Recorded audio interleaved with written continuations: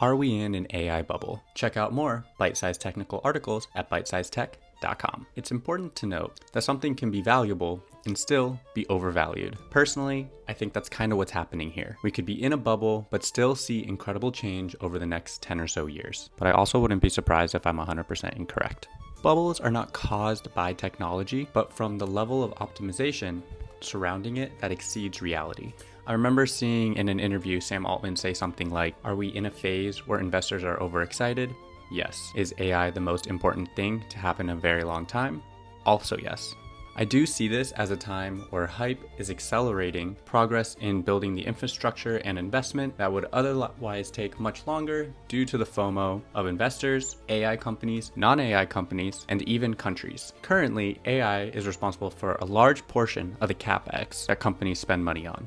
It's an alarmingly large share of the US GDP, and it's a majority of the gains of the S&P 500. So our S&P 500 is not very well diversified. The US economy is becoming increasingly dependent on AI succeeding, and it's worrisome because it can result in rash decision-making and the investing that's going on to support it. It's not hard to think of Enron during this time, and I recommend the book The Smartest Guys in the Room to get an in-depth look of how this played out in the past. At this point, about 15% of Nvidia's profits come from these circular deals, and OpenAI has made $1.4 trillion in investment despite not even having a profit yet. Maybe we're not even in a bubble, but in a make or break scenario. These companies are racing towards AGI, and if one of them succeeds, then the valuations may be correct. But if it doesn't succeed, then all these investments were for nothing because they were made with the intention and valuation of discovering AGI. The current models may not be the right ones for AGI. This is not the first attempt at AGI, it's just the closest that we've gotten. The next issue is with equity versus debt. With risky enterprise, it's usually funded